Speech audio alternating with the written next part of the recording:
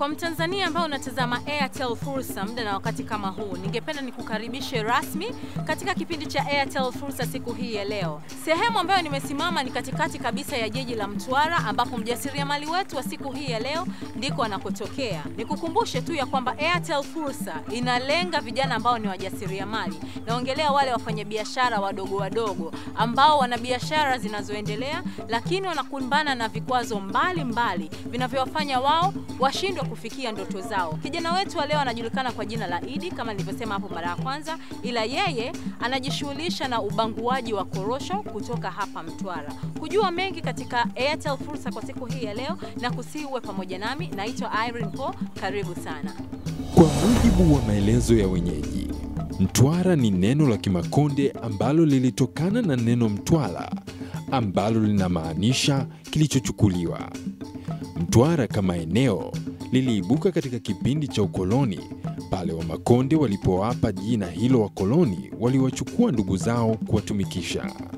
Mtwara inapatikana katika eneo la kusini mwa Tanzania kando ya bahari ya Hindi. Mtwara ni moja ya mikoa 30 ya Tanzania na imebarikiwa na gesi asilia inayopatikana Mnazi Bay. Mtazamaji ambao unatazama Airtel Fursa, kama nilivyokuwa nimekuambia hapo mara ya kwanza ya kwamba leo tuna mjasiriamali wetu anayetokea Mtwara. Lengo letu kama Airtel Fursa ni kusaidia wale wajasiriamali pamoja na zile changamoto ambazo zinawakumba kila siku na zinawazuia wao kufikia ndoto zao. Mjasiriamali wetu wa leo tunaye hapa. Habari yako? Salama, habari yako dada? Salama, sijui na wewe? Nashukuru Mungu. Mtazamaji anayekutazama sasa hivi angependa kujua wewe ni nani, unajishughulisha na nini na kwa nini tuko hapa kwa siku hii ya leo? Kwa majina naitwa Idi Abdalla Chilumba, ni mzaliwa hapa pa Mtwara mjini, na umri wa miaka 24. Mimi ni mjasiriamali mdogo ambaye sijakuwa. Nilifanikiwa kusoma elimu yangu ya sekondari, lakini baada ya kumaliza elimu yangu ya sekondari sikubahatika kuendelea na masomo. Study ni nyenzo muhimu katika maisha. Licha ya kwamba Idi alishindwa kuendelea na kidato cha 5 na 6, lakini hiki hakikuwa kikwazo katika maisha yake. Kwa hiyo baada ya hapo niliendelea kuishi na wazazi wangu, yani ikiwemo ni mlezi mamangu mkubwa.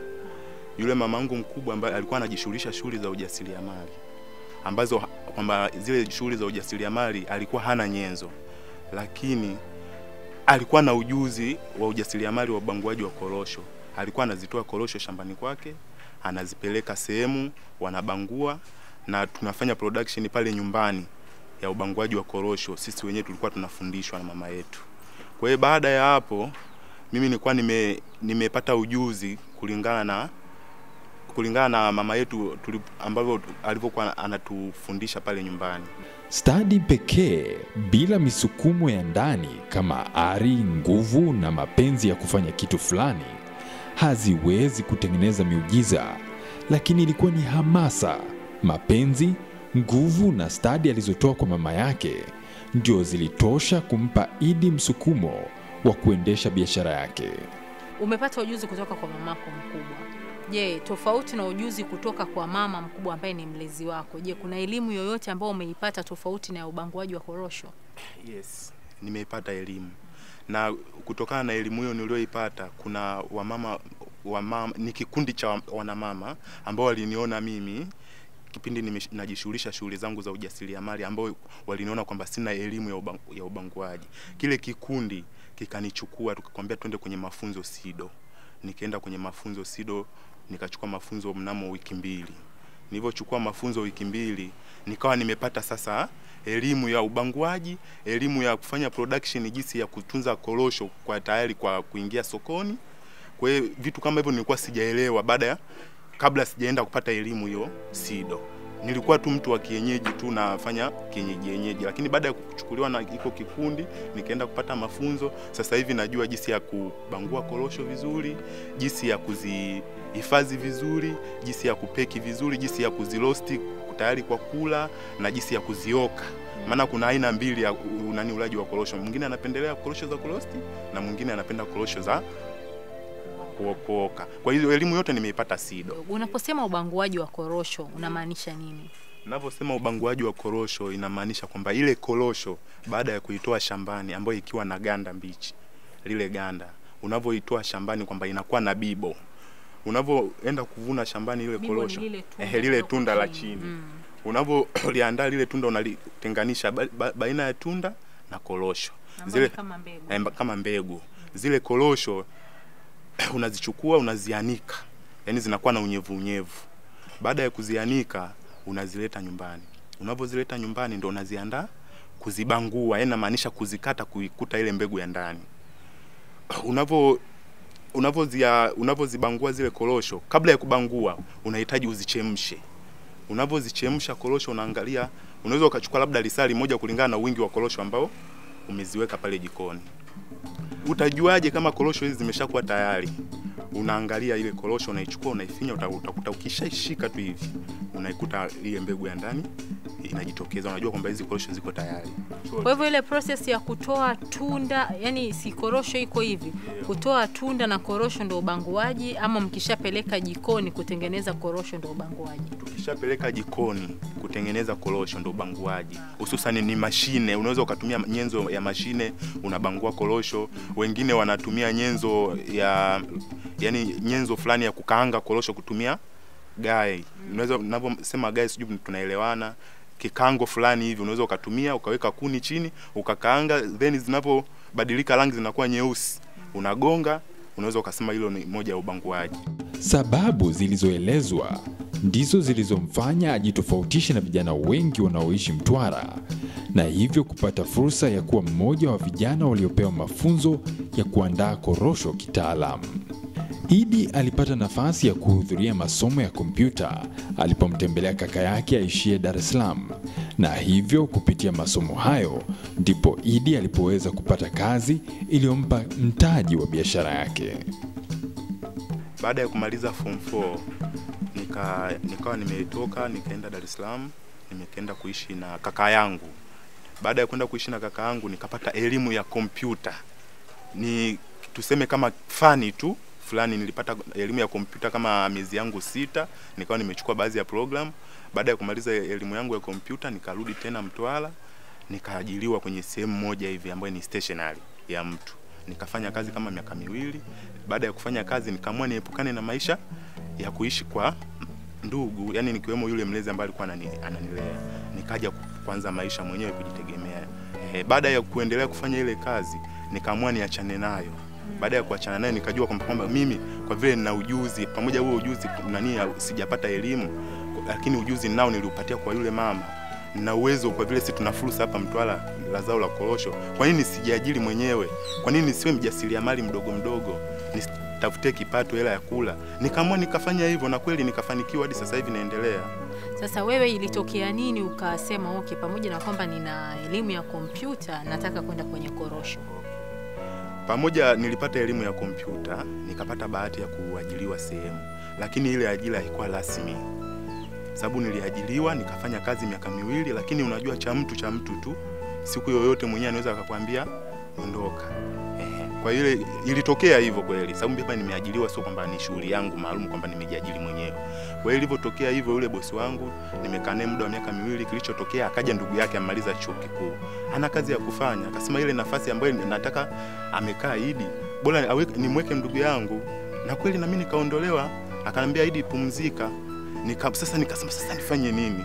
Na nimeshaanza maisha, nimeshapanga, sina kazi. Nikasema sasa kuna kitu nataka nifanye. Kitu gani? Na ujuzi fulani, pamoja huo ujuzi kwamba sina elimu nao. Nilipata ujuzi kutoka kwa mama yangu. Sasa kwa nini nisifanye pamoja na mtaji kidogo na kiasi cha hela fulani? Nikaamua nifanye kitu fulani. Na kweli nimefanya, hadi sasa hivi naendelea. Unapojiajiri mwenyewe unajipangia. Ninavyosema kujipangia sio kwamba umejiajiri mwenyewe umefungua ofisi ndio ulale mpaka saa 6 kwa vile kwamba hii ni ajira yangu, ili ni duka langu. Hapana. Haitakiwi hivyo, haiwe hivyo. Mjasiriamali atakiwe awe hivyo. Unatakiwa ujiwekee kabisa malengo kwamba mimi nimejiajiri mwenyewe. Natakiwa niamke muda fulani. Kama muda nikienda saa 2 kipindi nimeajiriwa, natakiwa niamke hivyo nikafanye usafi dukani kwangu. Natakiwa niende kwa wakati kazini ili wateja wangu waniitikie kwa wakati maalum. Sio kwamba labda umejiajiri mwenyewe ndio unatakiwa basi kwa vile mimi kazi ni ya kwangu au shughuli yangu ya upanguaji wa korosho duka la kwangu, kwa vile nilale tu mpaka saa 6 atanibuguzi nani atanifukuza kazi? Hapana, haitakiwi hivyo. Unatakiwa ujitume, uwe na moyo wa kujituma. Na vipi kuhusu kipato chako ambacho unakipata kwenye korosho? Kinakusaidia zaidi ya ulivyokuwa unaajiriwa, na kama kinakusaidiaje? Okay, kipato changu hiki cha korosho kinanisaidia tofauti na kile ambacho nilikuwa nimeajiriwa. Kule ambako nimeajiriwa nilikuwa napata kipato kiasi kidogo, lakini nilikuwa najibanabana kwa vile nifanyeje, kwa vile ni ajira. Lakini sasa hivi kwa vile nimejiajiri mwenyewe, ni kazi yangu mwenyewe, utofauti upo. Sababu kwa mfano nikiwa na shida sasa hivi, kwa mfano kwenye bajeti yangu, labda nimeamua kwamba bajeti hii siichezei, nataka nikanunulie mzigo kijijini, lakini kama ndugu yangu anaumwa kijijini, napaswa kumsaidia hela ya dawa, napaswa nachukua ile akiba, yani najikopesha. Unatakiwa mjasiriamali ujikopeshe, sio kwamba hizi hela ni za kwako. Hapana, inabidi ujiwekee budget kwamba hii kwanza unatakiwa ujilipe. Mjasiriamali unatakiwa uandae budget yako, mwisho wa mwezi unajilipa shilingi ngapi, umebakiwa na kiasi gani. Ina maana hata kama unapopata matatizo unajua kwamba lazima nani benki yangu sehemu fulani, unachukua kwa wakati, sio kwa kwenda kuomba kwa mtu tena. Sababu ukishaajiriwa unatakiwa ukaombe kwamba jamani nimefiwa, jamani na matatizo, natakiwa niende hospitali, kwa mpaka bosi akufikirie. Unaona? Sasa ukishakuwa mwenyewe mjasiriamali, ina maana unajipangia, unajua hela ziko benki, lakini unafanyaje? Unajikopesha, unapoenda kuchukua ile hela benki ya biashara, unaandika sehemu fulani kwamba tarehe fulani nimechukua hela kiasi fulani, nimefanyia kitu fulani, na unairudisha. Changamoto ni sehemu ya akili yenye mafanikio. Kwa mujibu wa maelezo ya Idi, licha ya mafanikio yake, yaani kuanzisha biashara na kusimamia maisha yake, bado anakutana na changamoto nyingi. Changamoto gani ambazo zinakukutana na yao zinakukumba katika biashara yako? Mtaji ni kitu kikubwa ambacho kinanichanganya katika biashara yangu. Ninavyomaanisha kwamba mtaji, kwamba sina uwezo wa kununua korosho, sababu tunanunulia korosho vijijini. Nina uwezo wa kwenda kununua gunia moja kijijini. Nakuja nazileta mjini na zibangua, naweza nikapata kilo 20, kilo 25. Hiyo changamoto moja hapo. Vile vile tunapoenda kule kijijini kwenye masuala ya usafiri, naweza nikatoka hapa nikasafiri kama kilomita 80 kutafuta korosho. Natumia usafiri wa gari. Natoka kijijini nakuja mjini, natumia usafiri wa gari, na narudi na gunia. Lile gunia unatakiwa ulipie 15,000. Ina maana kama mimi ningekuwa na usafiri, ningewezeshwa hata usafiri, jinsi ya kufuatilia huo mzigo huko kijijini, ingeniwia urahisi kuleta mjini hiyo bidhaa yangu na hayo malighafi kuleta mjini. Okay, na kingine, hiyo changamoto nyingine, usambazaji wa hizi production ninayoifanya. Kwa mfano mtu anahitaji, ameiona kazi yangu sehemu, ananipigia simu, aniambia Idi, tunataka utuletee labda korosho kilo 2, nataka uniletee sehemu fulani. Sina usafiri, nahitaji nichukue bodaboda, au la sina hela bodaboda, ni lazima nitembee wa mguu, napoteza muda, nafunga duka, wateja wengine wananipita huku, namfuatilia yule mtu nimpelekee bidhaa. Ina maana ninapofunga pale, ina maana napoteza muda. Ina maana kama biashara yangu ingekuwa, mimi ningeajiri hata mtu anakaa pale, mimi nafanya mizunguko, mtu anaendelea na biashara. Lakini sasa hivi uwezo huo sina kuajiri hata mtu. Inalazimu nifanye mwenyewe hizi kazi zangu zote. Mteja anahitaji sehemu fulani korosho, na nazunguka mwenyewe, nafunga duka, naenda, nikirudi nafungua duka. Kwa hivyo kwa vile Airtel fursa imekufikia, basi tuone tutakushika vipi mkono, ili mradi nusu saa bado haijaisha, bado tuko na wewe. Kwa siku ya leo wewe ndio mjasiriamali wetu. Hivyo basi mtazamaji ambaye anatutazama, na uhakika mpaka kipindi kitakapofika mwisho, changamoto zako zimesikika, lakini tutaonyesha jinsi ambavyo Airtel fursa itakushika mkono.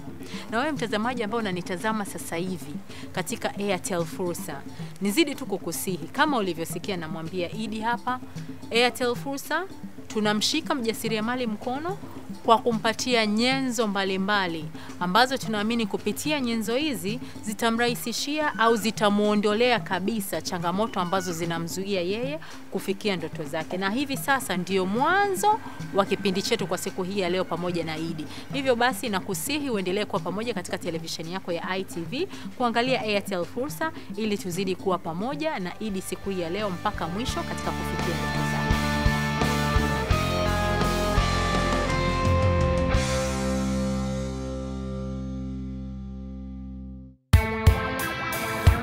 Je, wewe ni mjasiriamali mwenye ndoto ya kukuza biashara yako?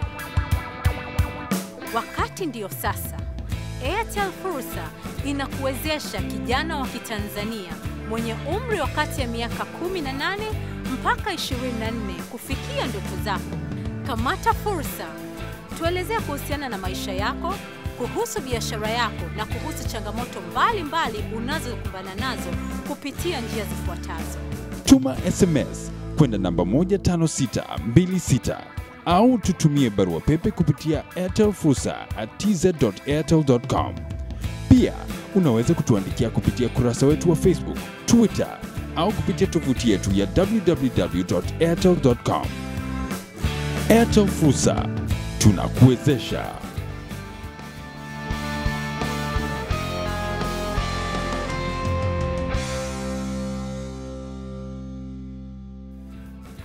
Hayo yote yanatoka kwa Idi ambaye ndiye mlengwa na ni mjasiriamali wetu kwa siku hii ya leo hapa Mtwara.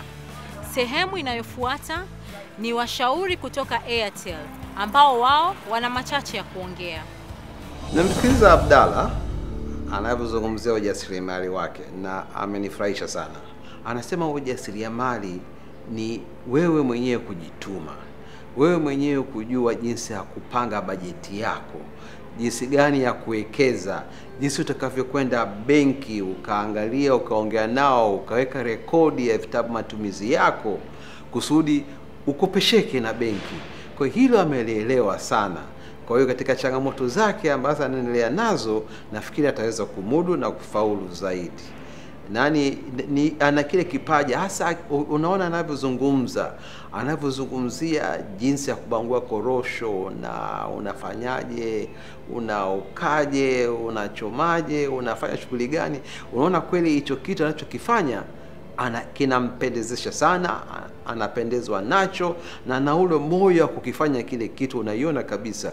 Kwa hiyo huyu akiongea na mtu ambaye anataka kuwekeza naye, yule mwekezaji anaona kweli mimi nimepata mtu ambaye naweza nikafanya naye biashara. Kwa hiyo ujasiriamali wake nafikiri utafikisha mbali. Nimeona Idi ameona kwamba kuna ujuzi ambao nimeupata, na kwa hiyo ameingia kwenye biashara, amekuwa mjasiriamali sio tu kwa sababu ya mazingira, lakini pia amepata ujuzi kwa anaweza kufanya vizuri, na akaenda kusoma na akafanya kitu, na ndio aliweza kufanya kazi yake. Sasa kuna changamoto za kuajiriwa, na pia kilimtokea na sio vizuri, na imenisikitisha kwamba amekuja mwingine ambaye amesoma zaidi.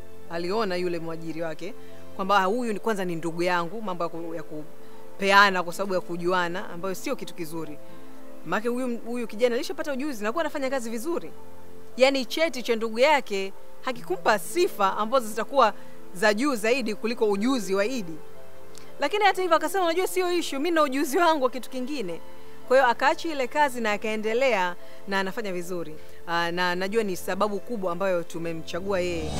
Kutokana na mfano wa kijana wetu Idi Abdalla, vijana wengi wanaweza kujifunza kwamba ujasiriamali ni kujaribu kuangalia mazingira yanayokuzunguka, kuna fursa za aina gani, kuna mazao gani, kuna watu wanahitaji vitu gani. Lakini yama angalia katika mkoa wake wa Mtwara ni kwamba kuna fursa kwamba zao la korosho lipo, ameweza kununua na kuweza kubangua na kuzichakata. Amejaribu kuzipandisha thamani. Ukisikia kuchakata, ina maana ni kwamba amezitoa katika ile hali ya kawaida ya korosho, lakini kuna watu wengine wangependa kula korosho yenye ladha. Hivyo unaweza kufanya katika mazao mengine ya shamba ambayo mbalimbali, kama tunavyoona watu wanachakata dagaa, wanachakata samaki na mambo mengine kadha wa kadha. Kwa hiyo kijana anajifunza nini pale? Kijana usikae, usisubiri kuja kuamshwa. Amka, changamkia fursa, zipo nyingi sana katika mazingira yetu. Usiseme kwamba mimi nimesoma katika elimu fulani, basi mambo mengine yanafaa kufanya kijana ambaye labda hajasoma. Hapana, au kwamba kijana haujasoma basi unaogopa kufanya aina fulani ya ujasiriamali. Unatakiwa uamke. Ni matumaini yangu ya kwamba bado tuko pamoja katika Airtel Fursa ya siku ya leo, na kama ambavyo umekuwa shahidi wangu ya kwamba washauri kutoka Airtel Fursa wameongea yote kama ambavyo umesikia. Hayo ndio waliokuwa nayo kwa ajili ya Idi kama ushauri kulingana na yale aliyotuelezea kuhusu biashara yake na maisha yake binafsi. Lakini bado katika Airtel Fursa hatujatimiza lengo letu la kutimiza ndoto, la kufikia ndoto au la kumshika mkono Idi. Hivyo basi safari ya Airtel Fursa kwa siku hii ya leo haijakomea hapa. Kwa sasa nazidi kukusihi, zidi kuwa pamoja nami, kwani nitakaporudi utaona jinsi ambavyo Airtel Fursa itamshika mkono Idi.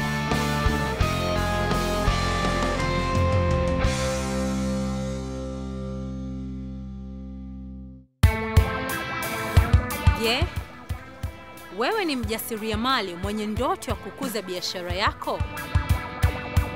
Wakati ndio sasa. Airtel Fursa inakuwezesha kijana wa Kitanzania mwenye umri wa kati ya miaka 18 mpaka 24 kufikia ndoto zako.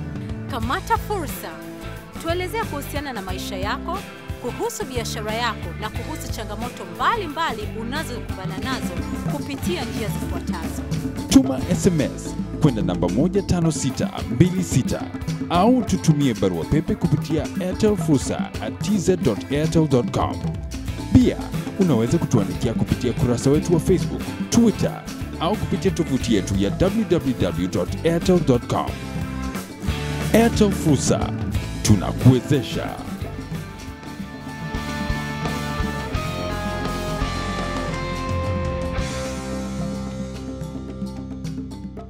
Leo hii tuko na Idi. Washauri wameshaongea, lakini Airtel bado hawajafanya walichokuwa wanataka kukifanya. Ila kwa dakika chache zinazofuata, shuhudia jinsi ambavyo Airtel Fursa inamshika mkono Idi katika kutimiza ndoto zake.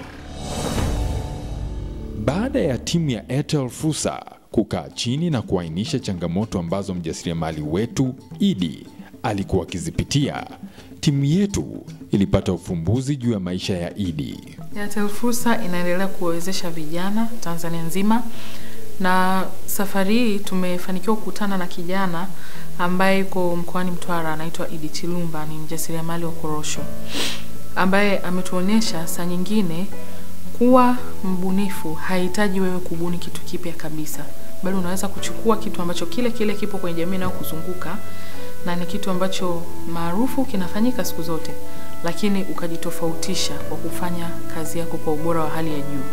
Kwa hiyo Idi katika biashara yake hii amepitia changamoto nyingi.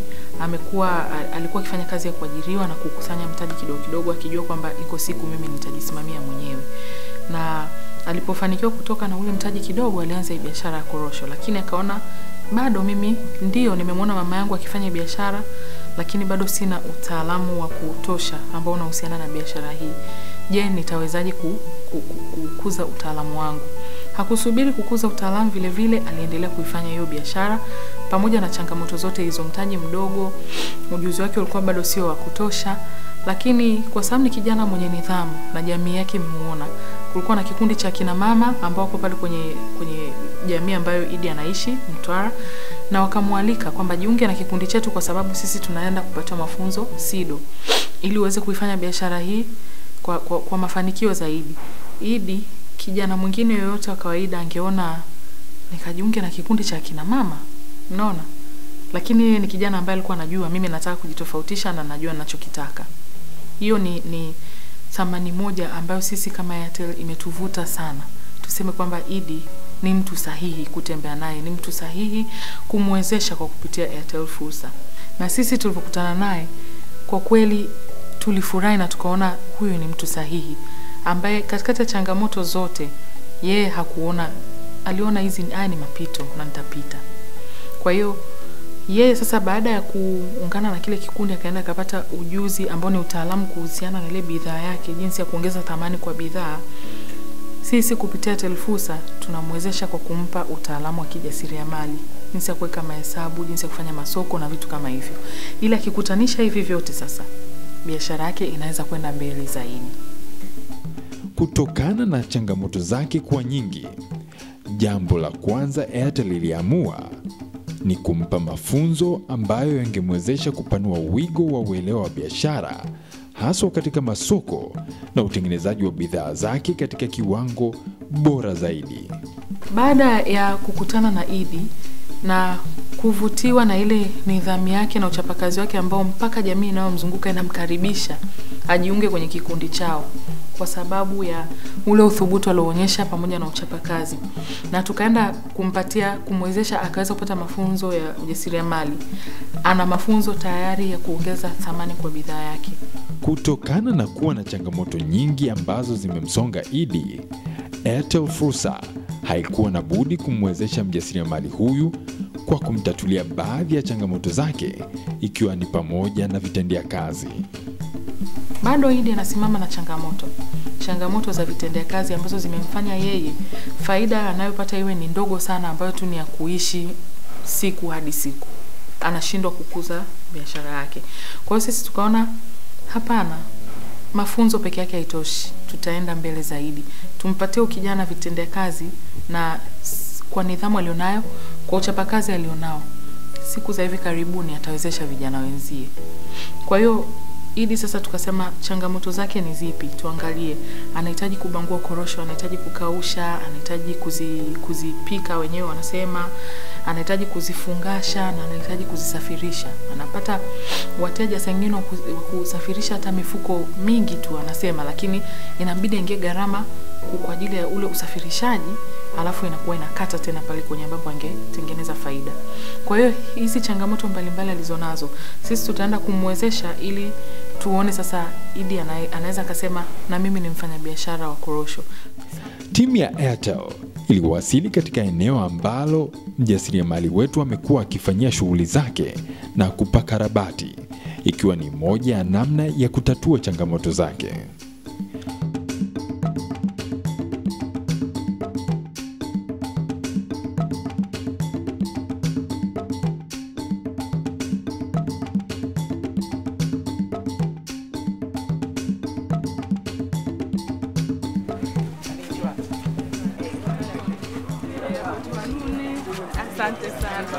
Asante sana.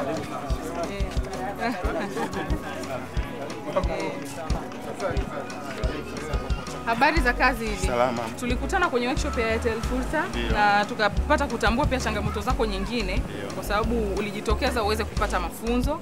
Na leo tumekuja kuzitatua changamoto hizo. Na naamini unafahamu kama tulivyoweka ahadi tutakuja, leo tumekuja kutekeleza ahadi hiyo. Tulianza kutangulia na timu yetu ikaanza kufanya matengenezo kwenye duka lako, lakini leo tumekuja kukupatia vitendea kazi ambavyo nitaomba tuende hapa pembeni kidogo ili tuweze kukukabidhi. Haya. Tunafurahi na tunafajika sana kuwa hapa na wewe, lakini pia hadithi yako imetugusa. Uliweza kufanya biashara hii ukiwa hauna kitu. Umefanya kazi katika changamoto hizo na umeweza kwenda kusema kwamba mimi nitafanya kazi hata kama inabidi niende nikakaushie korosho kwa mtu mwingine, nikabangue kwa mtu mwingine, na hata saa nyingine ukabangua kwa mikono yako mwenyewe. Kazi ambayo ni ngumu sana. Kwa hiyo sisi tumefajika sana na hilo na tumekuja na timu nzima ya Airtel kwa ajili ya kuja kukuwezesha kwa zile changamoto zako ulizoziainisha wakati wa kufikisha maombi yako kwenye Airtel Fursa. Moja kwa moja naanza kwa kukabidhi mashine hii hapa ambayo itakuwezesha wewe kubangua korosho zako kiurahisi zaidi badala mwanzoni ulivyokuwa ukifanya kwa mikono. Alafu pia baada ya hapo tunakukabidhi mashine hii hapa ambayo itakuwezesha sasa wewe ufunge korosho zako vizuri ziwe na thamani kubwa, pamoja na mifuko hii hapa kwa ajili ya kufungashia.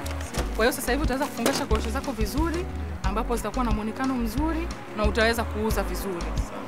Mbele ya hapo, tofauti na hapo, tunakukabidhi meza hii hapa mpya kabisa kwa sababu mwanzoni ilikubidi uende Sido na sehemu zingine kama hizo kwa ajili ya kufuata meza za watu. Sasa hivi utafanya biashara ukiwa na vifaa vyako mwenyewe. Pia ulileta changamoto ya usafiri mbele yetu. Na sisi tunasema hilo sasa unaliweka nyuma. Hatuoni sababu ya wewe kutokufanikiwa. Kwa hiyo tunakukabidhi pikipiki hii hapa mpya kabisa. Lakini usalama kwanza.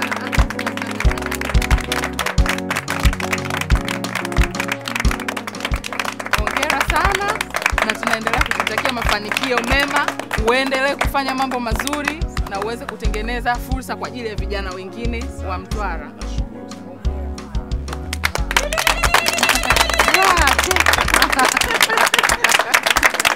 Tofauti na hapo, tumeenda mbele zaidi kukuwekea duka lako leo na muonekano mzuri wa kuwezesha wewe kufanya biashara na kuwafikia wateja wengi zaidi. Kwa hiyo hongera sana na kila la heri. Hongera sana.